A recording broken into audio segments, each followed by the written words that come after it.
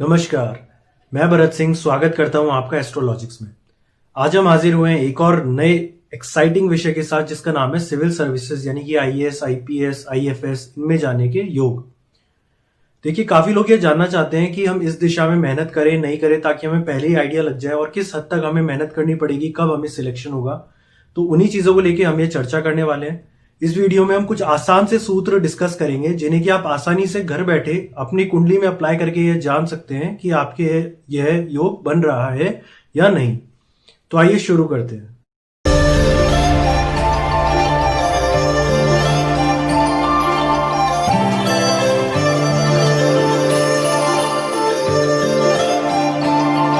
आपसे एक ही रिक्वेस्ट है, वीडियो आप लोग देख तो लेते हैं लेकिन उसे सब्सक्राइब नहीं करते। ऐसा मत कीजिए, सब्सक्राइब जरूर कीजिए, बेल आइकन को प्रेस कीजिए।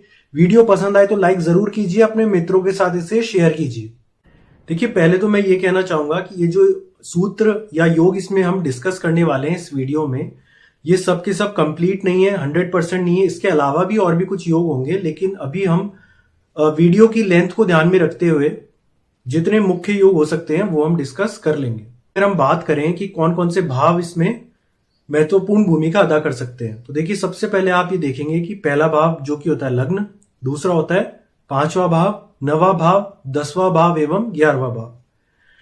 देखिए, वैसे तो सभी भावों की अपनी इंपॉर्टेंस है, सभी ग्रहों के अपना अलग से योगदान रहता है, लेकिन क्योंकि अगर मैं सभी भावों का एक साथ आपको नाम लेने लग जाऊं या सभी ग्रहों का नाम लेने लग जाऊं तो एक बहुत ही खिचड़ी सी बन जाएगी, बहुत कंफ्यूजन पैदा हो जाएगा।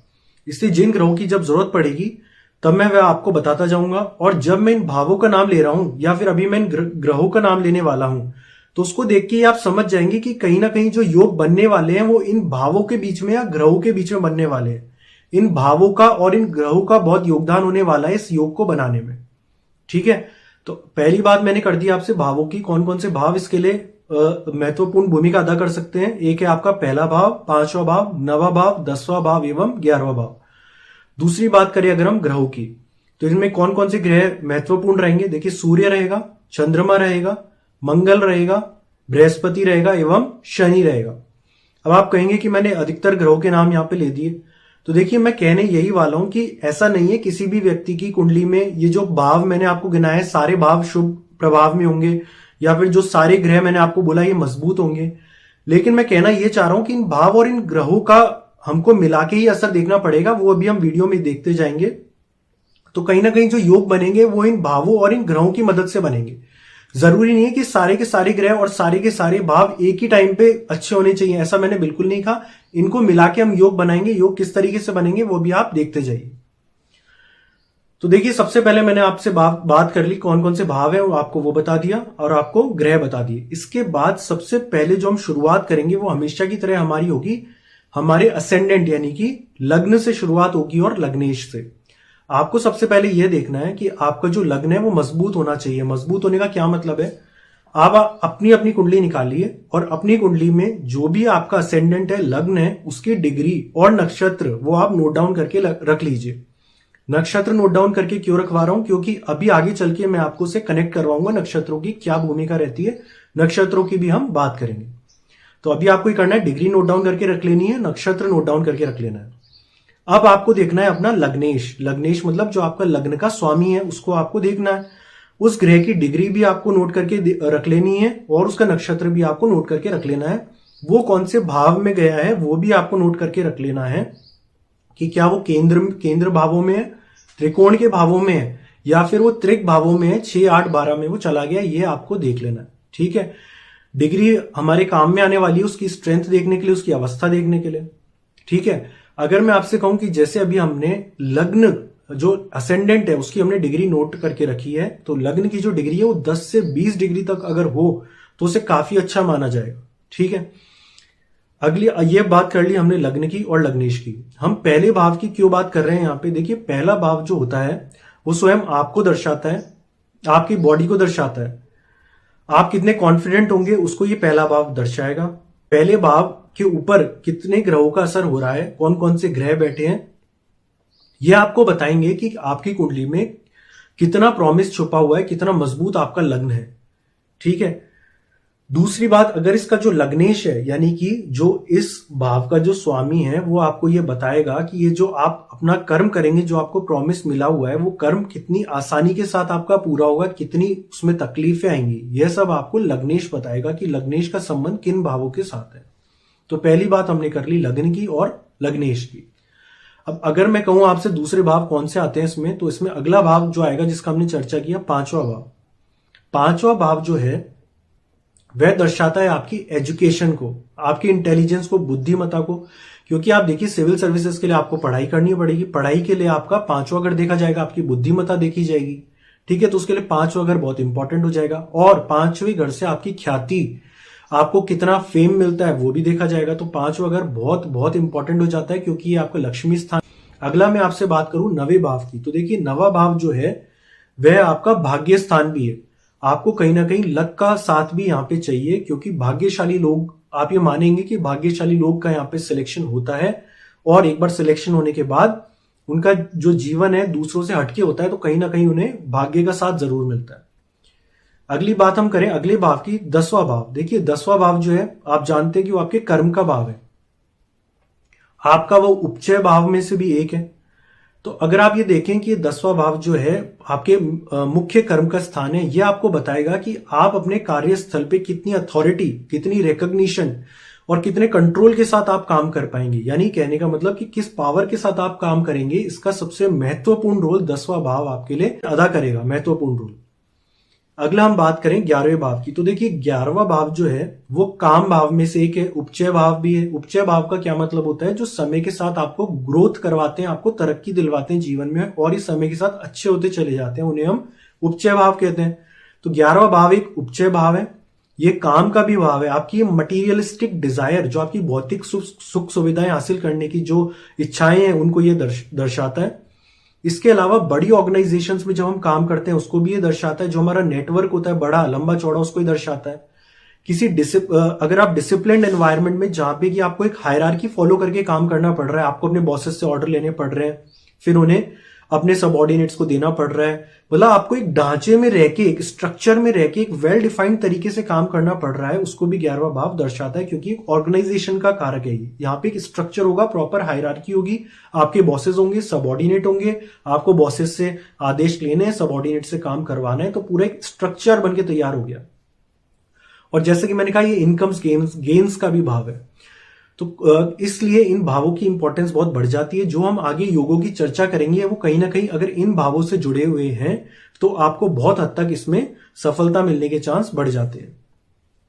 अब अगली बात करते हैं हम ग्रहों की, कौन कौन से ग्रह इसमें महत्वपूर्ण भूमिका अदा कर सकते हैं।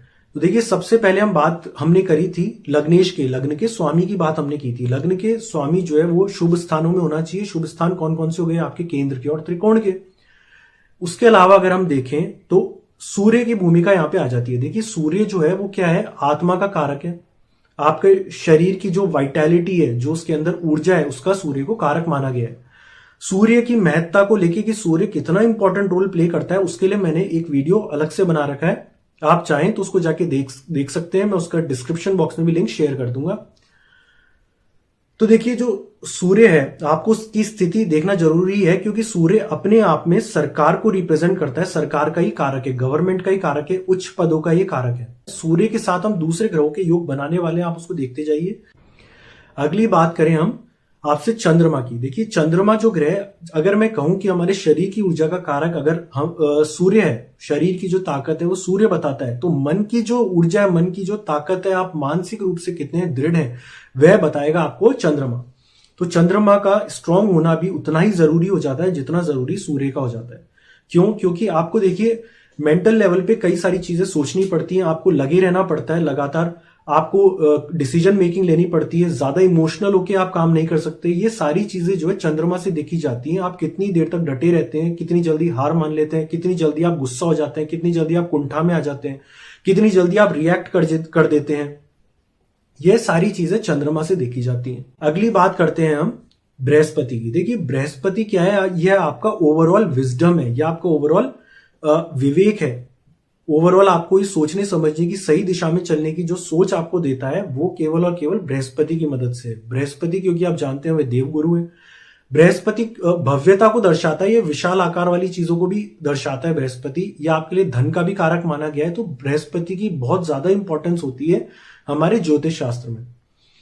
तो बृहस्पति, क्योंकि आपको यहाँ पे आप एक बड़ी पोजीशन पे काम करने वाले हैं, आपके सामने बड़ी फैसले आएंगे, उन बड़े फैसलों को आपको बुद्धिमत्ता से उनके ऊपर निर्णय लेने, विवेक को ध्यान में रख के आपको निर्णय लेने, जिसमें मल्टीपल पार्टीज इन्वॉल्व होती है कोई भी डिसीजन में, उन सबका भला बुरा ध्यान में रख के आपको डिसीजन लेना पड़ता है। इसलिए बृहस्पति की इंपॉर्टेंस बहुत ज्यादा बढ़ जाती है।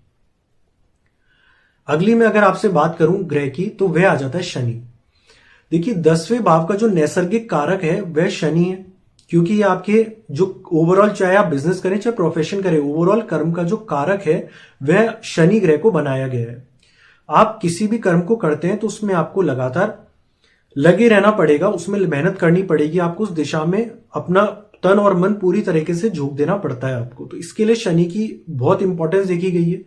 उसके अलावा आपको, जब आप सर्विस में काम करेंगे तो आपको पेशेंस भी चाहिए होगा, आपको एक डिसिप्लिन्ड एनवायरनमेंट में भी काम करना पड़ेगा। डिसिप्लिन्ड एनवायरनमेंट क्यों? क्योंकि मैंने आपसे कहा कि यहाँ पे आपको बॉसेस से भी जो है उनकी बातें भी आपको माननी पड़ेगी, उनसे ऑर्डर लेने पड़ेंगे। तो इसलिए आपको पेशेंस और डिसिप्लिन का होना बहुत जरूरी है। और आप स्ट्रक्चर्ड ऑर्गेनाइजेशन में काम कर रहे हैं। स्ट्रक्चर्ड का मतलब यही है कि यहाँ पे हायरार्की प्री डिफाइंड रहती है कि आपको इन लोगों से बात माननी है और आगे बात पहुंचानी है, आगे काम करवाना है। तो इसके लिए भी आपको शनि को देखना बहुत जरूरी हो जाता है। तो अगर हम बात करें कि अगर इन भावों और इन ग्रहों को जोड़ के हम किस किस तरीके के योग बना सकते हैं, तो देखिए वो अलग अलग तरीके के योग सामने आएंगे। अभी मैं आपसे आईएएस से जुड़ी हुई जो अलाइड सर्विसेज हैं, जो इसके साथ दूसरी सर्विसेज आती हैं, जैसे आईपीएस, रेवेन्यू से जुड़ी हुई रेवेन्यू सर्विसेज, विदेश सेवा से जुड़ी हुई फॉरेन सर्विसेज, उनका भी जिक्र करूंगा। लेकिन पहले एक बार हम इसके योग देखते हुए चलते हैं। देखिए सबसे पहले हमने बात की थी सूर्य की। अगर मान लीजिए सूर्य की युति हो जाती है, दृष्टि संबंध बन जाता है, आपके लग्नेश से बन जाता है, मंगल के साथ इसका संबंध बन जाता है, या बृहस्पति के साथ संबंध बन जाता है, और वो संबंध कहां बने? शुभ भावों में बने। शुभ भाव कौन से हो गए? केंद्र के या त्रिकोण के। उनमें भी अगर यह संबंध 10वें भाव या फिर लग्न यानी कि पहले भाव में बन जाता है, तो यह बहुत हद तक आपके चांसेस बढ़ा देगा। दूसरा हम ले लेते हैं आपका 9वें भाव और 10वें भाव के जो स्वामी हैं उनकी युति 10वें भाव या फिर लग्न में हो जाए। अगर हम इसे राजयोग का नाम देना चाहें तो राजयोग का भी नाम दिया जा सकता है, लेकिन मैंने आपको अपने धन योग वाले वीडियो में बताया था कि अगर इस तरीके से हम राजयोग का नाम याद रखने लग गए तो फिर बहुत मुश्किल हो जाएगा। इसलिए राजयोग का नाम याद रखने से अच्छा है आप ये बेसिक प्रिंसिपल्स का ही ध्यान रखिए कि किस प्रकार केंद्र त्रिकोण के जो स्वामी है उनकी युति कौन से भाव में हो रही है, शुभ भाव में हो रही है, त्रिक भाव में हो रही है। तो आप अपने आप ये समझ जाएंगे कि अपने आप में यह एक राजयोग बना रहा है। इसी तरीके से आप देखिए लग्नेश और 5वें भाव के स्वामी की युति हो जाए, लग्न में हो जाए, 5वें भाव में हो जाए, 9वें भाव में हो जाए, 11वें भाव में हो जाए, तो भी यह राजयोग बन जाएगा। इसी तरीके से आप देख लीजिए कि 5वें और 11वें भाव के स्वामी की युति हो जाए, है ना। तो आप चाहें तो कितने परम्यूटेशन कॉम्बिनेशन बना सकते हैं, मैं आपको कंफ्यूजन में नहीं डालना चाहता। सिर्फ आपको बात इतनी सी ध्यान रखनी है कि पहला भाव, 5वां भाव, 9वां भाव, 10वां भाव, 11वां भाव, इन भावों के स्वामियों के बीच में शुभ संबंध होना चाहिए, शुभ भावों में होना चाहिए। ठीक है, अब इसको आप राजयोग का नाम देना चाहें कि कुछ लोग कहेंगे मालव्य योग बन रहा है, कुछ लोग कहेंगे हंस योग बन रहा है, कुछ लोग कहेंगे गजकेसरी योग बन रहा है। तो देखिए केवल योग का नाम याद करने से और योग में आपको बता दूं ये राजयोग बन रहा है, ये कहना सरासर नाइंसाफी होगी, क्योंकि ये कुछ वैसा ही है जैसा कि मैं आपसे कह दूं कि आप अपने बेस्ट फ्रेंड्स के साथ स्कूल रोज जाइए और आपकी फर्स्ट रैंक आ जाएगी।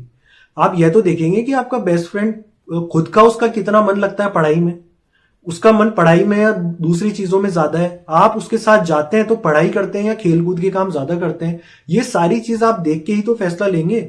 वो मित्र जो है आपका सही मायनों में दिल से आपका भला चाहता है, नहीं चाहता, ये सारी चीजें आपको देखनी पड़ेगी।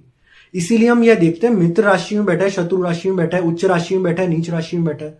सबसे जरूरी बात जो मैंने आपको बताई कि जो योग बन रहे हैं केंद्र में त्रिकोण में, आपको ये ध्यान रखना है ये नीच राशि में ना हो, शत्रु राशि में ना हो, मित्र राशि में हो। अगर ये मूल त्रिकोण राशि में बनेंगे तो बल इनमें ज्यादा आ जाएगा। मूल त्रिकोण राशि क्या होती है? जैसे मान लीजिए सूर्य 20 डिग्री तक अगर सिंह राशि में होता है, स्थित होता है, तो उसे मूल त्रिकोण राशि कह दिया जाता है। वर्गोत्तम की स्थिति में हो, वर्गोत्तम मतलब कोई ग्रह यदि लग्न में और नवमांश में एक ही राशि में स्थित हो तो उसे वर्गोत्तम कह दिया जाता है। इसी प्रकार से आप यह भी देखिए कि क्या कोई ग्रह दिग्बली है, दिग्बली का मतलब षड बल में से एक दिशा बल बताया गया है। और आप देखोगे अगर सूर्य और मंगल को 10वें घर में दिशा बल मिल जाता है। इसी तरीके से बृहस्पति और बुध ग्रह को लग्न यानी कि पहले भाव में दिशा बल मिल जाता है। अगले सूत्र की अगर मैं बात करूं तो यहां पे हम राशियों का जिक्र करेंगे। 3 राशियां सबसे महत्वपूर्ण बताई गई हैं। वह राशि है धनु, सिंह और मकर राशि। धनु राशि जो है वह एक अग्नि तत्व राशि है, पुरुष संज्ञक राशि है। इसका जो स्वामी है वो बृहस्पति है। अगर धनु राशि में आपका एक भी ग्रह स्थित हो तो वह भी आपके चांस बना देगा। इसी तरीके से अगर हम दूसरी राशि की बात करें सिंह राशि की, सिंह राशि जो है वह भी अग्नि तत्व राशि है, एक पुरुष संज्ञक राशि है। इसका स्वामी है सूर्य। सूर्य की बात हम कर चुके हैं, वो कितना इंपॉर्टेंट है। यह आपकी अग्नि तत्व राशि है। अग्नि बताता है आपके अंदर कितना पैशन है, एनर्जी है, किस हद तक आप जा सकते हैं अपने लक्ष्य को हासिल करने के लिए।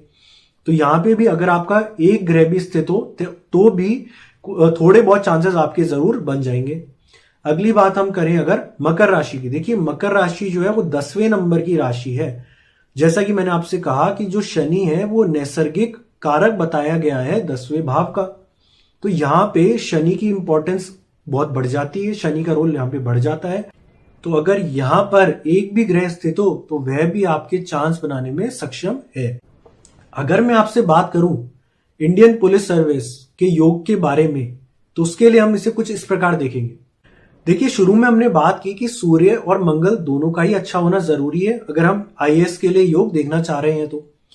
लेकिन आपको यह देखना ज्यादा जरूरी है कि इन दोनों में से ज्यादा बली कौन हो रहा है। दोनों में से सूर्य या मंगल किसकी स्थिति ज्यादा शुभ है, ज्यादा स्ट्रांग कौन हो रहा है।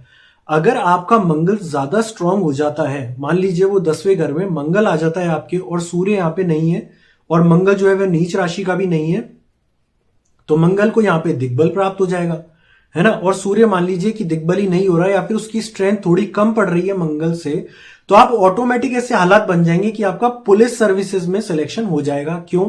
क्योंकि पुलिस सर्विसेज में मंगल की भूमिका ज्यादा होती है। वहां पे आपको शौर्य दिखाना पड़ता है, थोड़ा आपको अग्रेशन दिखाना पड़ता है, एक अलग तरीके की एनर्जी आपको वहां डेली बेसिस पे दिखानी पड़ती है। तो वो एक तरह से मंगल से गवर्न हो जाता है। इसीलिए आपको पुलिस सर्विसेज के लिए मंगल का जो भूमिका है वो ज्यादा महत्वपूर्ण हो जाएगी। या फिर आप यूं कहें कि मंगल जो है अगर थोड़ा भी ज्यादा स्ट्रांग हुआ सूर्य से तो ऑटोमेटिक वो आपके लिए रास्ते बना देगा पुलिस सर्विसेज में।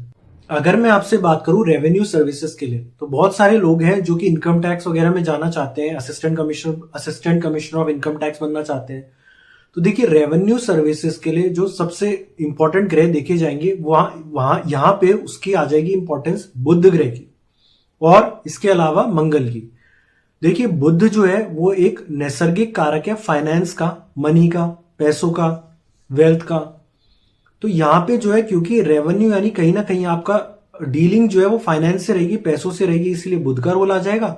और अगर दूसरा मैं टैक्सेस की बात करूं तो मंगल का रोल आ जाएगा। देखिए पुराने जमाने में क्या होता था, जमीन के आधार पे लगान वसूला जाता था, जमीन के ऊपर अलग अलग तरीके के टैक्सेस लगाए जाते थे। तो कहीं ना कहीं जो जमीन है वो टैक्सेस से जुड़ी हुई है और जो मंगल है वो भूमि का कारक है। तो अगर मंगल और बुध के बीच में संबंध बन रहा हो, इनकी युति हो, 11वें भाव में मान लीजिए इनकी युति होती है, तो रेवेन्यू सर्विसेज के बहुत अच्छे चांसेस बन जाते हैं।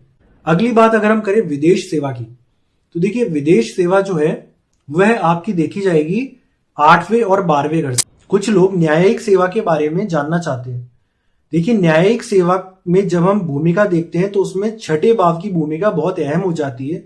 छठा भाव जो है वो लॉ एंड ऑर्डर को दर्शाता है। लॉ एंड ऑर्डर मतलब कि कैसे कानून व्यवस्था को बनाए रखना, समाज में एक व्यवस्था को बनाए रखना। सिक्स्थ भाव जो है वो लिटिगेशन एंड डिस्प्यूट्स को भी दर्शाता है। तो कैसे दूसरे लोगों के जो लिटिगेशन होंगे उनमें आप कैसे इन्वॉल्व रहेंगे, उसमें कैसे आप अपनी जो कंट्रीब्यूशन है वो अदा करेंगे, उसके लिए छठे भाव की भूमिका जो है बहुत ही महत्वपूर्ण हो जाती है। तो अगर मान लीजिए आपके लग्नेश या फिर आप मान लीजिए सूर्य या बृहस्पति या मंगल, इन सब का संबंध अगर छठे भाव या उसके स्वामी से बन रहा हो तो कहीं ना कहीं यह जुडिशरी सर्विसेज की तरफ इशारा करता है।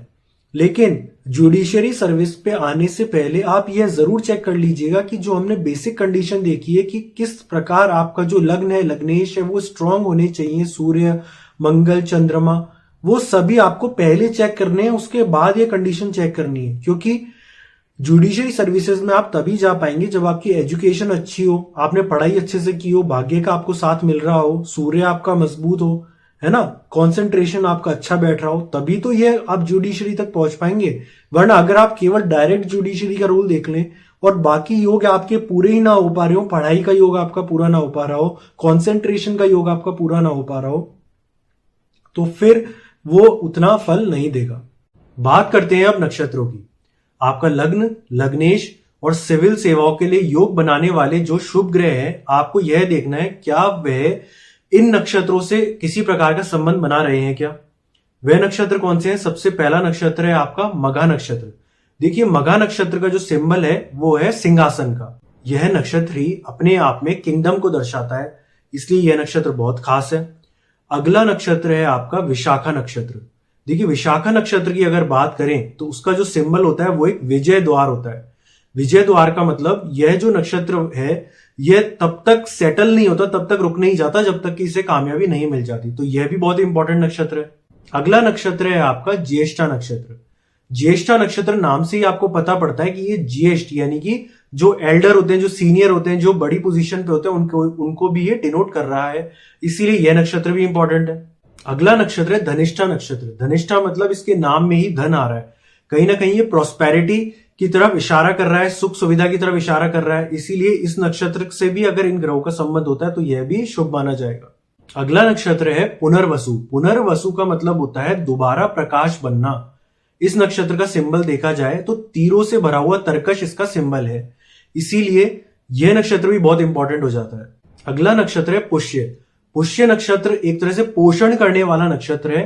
इसका जो स्वामी है वह है शनि। तो हम यह पहले ही देख चुके हैं कि शनि कितना इंपॉर्टेंस रखता है योग बनाने में। अगला है उत्तरा फाल्गुनी नक्षत्र। इसका स्वामी है सूर्य। उत्तरा फाल्गुनी नक्षत्र दर्शाता है जो लोग सेल्फ रिलायंट होके, बिल्कुल इंडिपेंडेंट होके काम करना चाहते हैं, उनको यह दर्शाता है। अगला नक्षत्र है उत्तराषाढ़ नक्षत्र। उत्तराषाढ़ का मतलब होता है विजय के पश्चात। यह नक्षत्र भी काफी महत्वपूर्ण है क्योंकि इसका स्वामी है सूर्य। अगला सूत्र है जैमिनी ज्योतिष के अनुसार, इसमें आपको यह देखना है अपना आत्मा और अमात्य कारक ग्रह यदि आपका सूर्य, बृहस्पति और शनि है और यदि इनका संबंध आपके लग्न या लग्नेश से बन रहा है तो यह भी अपने आप में चांसेस बनाने में सक्षम है। उम्मीद है यह वीडियो आपको पसंद आया होगा। मिलते हैं अगले वीडियो में एक और इंटरेस्टिंग टॉपिक के साथ। तब तक के लिए नमस्कार।